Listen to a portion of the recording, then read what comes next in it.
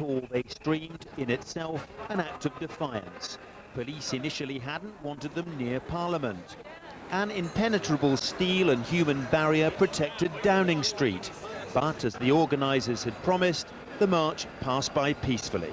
On the side now. Move back, move back, move back. Police and official stewards kept the tens of thousands moving.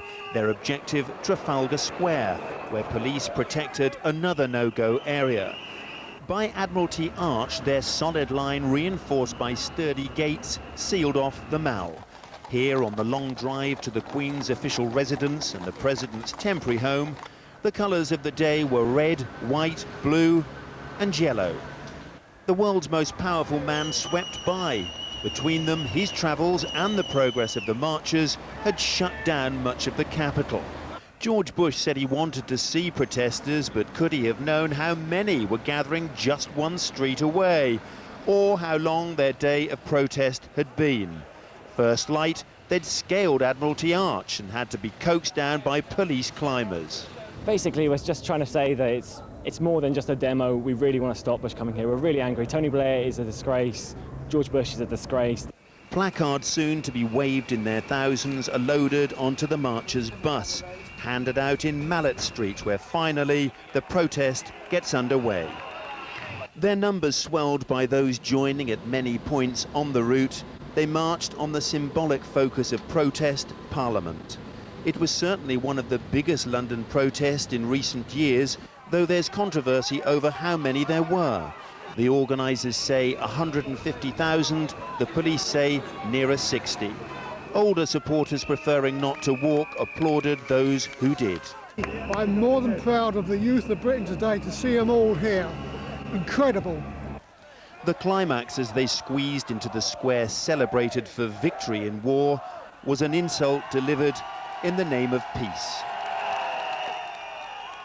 We can now cross to Phil Bales, who's in Trafalgar Square. Phil, a heavyweight message, but a good-natured protest. It does appear to have been extremely well-natured, Alistair. I've certainly seen no signs of trouble, and it appears to have been extremely well-organised both by the people behind the march and the police. It's a very noisy protest. It has to be said that they're making a great deal of noisy protest here, so much so it possibly can be heard in nearby Buckingham Palace. I guess the biggest challenge at this point for the police, because we're just reading here the arrests have only been about 30 or 40, and for that size of demonstration that's fairly limited, is actually getting those people away safely. I think that the way things have gone so far, people drifted along to join the march, and I suspect they're going to do that when they leave. We think that pretty soon they'll be making their way back to tube stations and mainline stations and leaving London. They're still chanting behind you, Phil. Thanks very much indeed. Organisers of today's protests aren't just proclaiming the size of the demonstration. They're also keen to highlight the varied backgrounds of those taking part. Veteran marchers, school children, even the wife of an American soldier. Campaigners are also underlining the fact that whole families have been moved to march, as Emma Walden now explains. I can't wait to get there. Undaunted by the vast crowds expected, Ryan and Nathan may only be 11 and 9, but this morning their mum Sam prepared to take them on one of the largest demonstrations the capital has ever seen. 3 Londoners determined to add their voices to thousands of others challenging the US president. They see the pictures on the TV of kids dying and people being blown up, and I think they need to be brought up in an understanding of how the world is, and that we can change it, you know, that we don't have to always put up with it, we can make our voice heard.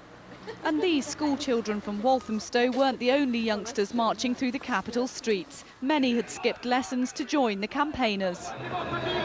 This is what democracy looks like!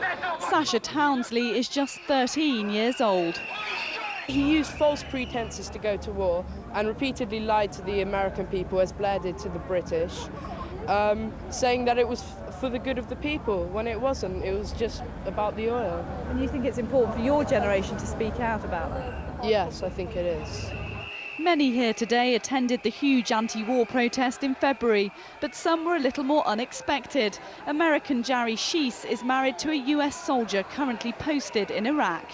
For the first 6 months, I did support it because I believed what we were told about the weapons of mass destruction, about the ties with the terrorists, with Saddam Hussein. And when none of that came to be, then you start to question, why are we at this war? What is the real reason? That is a question many thousands of anti-war, anti-Bush campaigners obviously wanted answered today. 5, 6, 7, 8! Stop the killing! Stop the hate! In Bloomsbury, this is Emma Walden for London Tonight.